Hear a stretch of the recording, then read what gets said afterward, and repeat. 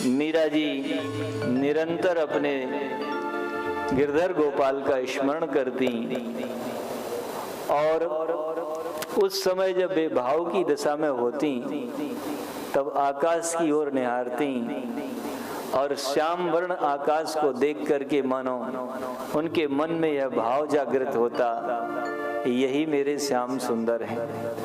और उनसे मिलने की आस में वे उन्मादिनी स्वरूप में भाग खड़ी होती। वे दासियां उनके पीछे पीछे चलती और जब भागते भागते कहीं ठोकर लगती, गिर जाती, अचेत हो जाती, वे दासियां उनका जैसे तैसे संभाल करती। इस प्रकार से मीरा जी का निरंतर एक एक क्षण युग के समान व्यतीत होने लगा। प्रेम प्रेम सब कोई कहे, प्रेम कहावे सो नारायण जब प्रेम में तन मन दीजे खो। ना तो मीरा जी को अपने शरीर की होश और ना मन की होश, निरंतर केवल अपने आराध्य का ही चिंतन।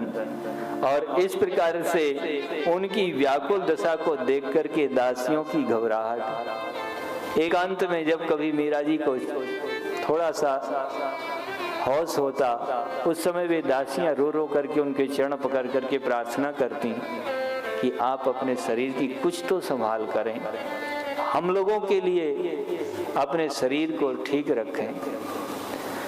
परंतु उस समय भी मीरा जी उन दासियों की बात को स्वीकार कर लेती और कहती कि मुझे पता ही नहीं चलता है कि मैं क्या कर रही हूँ, मुझे मेरी अवस्था का कुछ भी होश नहीं है। और उस समय श्री मीरा जी अपनी इस विरह अवस्था में थी। उस विरह अवस्था में वे निरंतर श्याम सुंदर का स्मरण करती, किशोरी जी की आराधना करती। क्योंकि संतों का जब कभी उन्हें दर्शन होता तो उन्हें एक नवीन सुख की प्राप्ति होती और वे उस समय उन संतों से प्रार्थना करती, भगवान से मिलने का उपाय पूछती। तब वे संत उन्हें आदेश देते कि एकमात्र किशोरी जी का अवलंबन ग्रहण करने से भगवान श्याम सुंदर अति शीघ्र प्रसन्न हो जाते हैं। तब उन्होंने श्री किशोरी जी की प्रार्थना की है और किशोरी जी की प्रार्थना उनके ऊपर शीघ्र ही सफल भी हुई।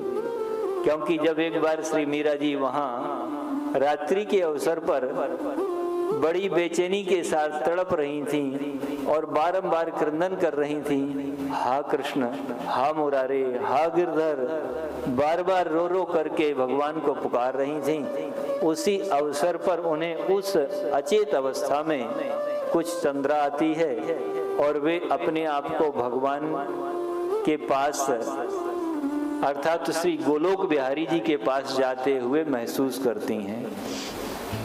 गोलोक धाम से उन्हें कुछ सेविकाएं लेने के लिए आई हैं और उन्होंने ऐसा महसूस किया कि अब मैं श्री गोलोक धाम को जा रही हूँ। गोलोक धाम में पहुंच करके उन्होंने साक्षात श्री राधा रानी और भगवान श्री कृष्ण का दर्शन किया, दूर से प्रणाम किया है। भगवान को देख करके मीरा जी अचेत होकर के गिर पड़ी हैं और उसी अवस्था में वे अचेत होकर के भगवान का ध्यान करती हैं। जब उन्हें पुनः होश आता है तो अपने को वृंदावन में ही पाती हैं। बहुत विरह, तीव्र विरह में बारंबार पुकारती हैं। पुनः किशोरी जी की कृपा से एक दासी गोलोक से आती है और मीरा जी को आदेश देती है कि भगवान ने तुम्हारी सुन ली और तुम्हें आदेश दिया है कि तुम द्वारिका को चली जाओ।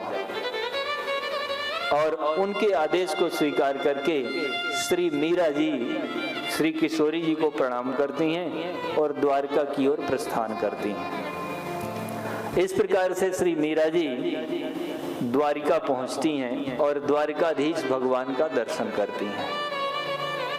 द्वारिकाधीश भगवान का दर्शन करती हैं, भगवान को प्रणाम करती हैं निरंतर उसी प्रकार से उनकी भाव दशा में कोई बदलाव नहीं। जब कभी वे समुद्र की ओर पहुंचती हैं, दास दासी साथ में हैं, उनके हजार प्रकार से बचाव करने पर भी मीरा जी कभी ना कभी किसी न किसी रूप में ऐसी प्रतिक्रिया कर बैठती, क्योंकि अचेत अवस्था में, उस विरह की व्याकुल अवस्था में मीरा जी के द्वारा ऐसा कोई न कोई भावावेश में कृत्य बन जाता कि वे दास दासियां अत्यंत व्याकुल हो जाती।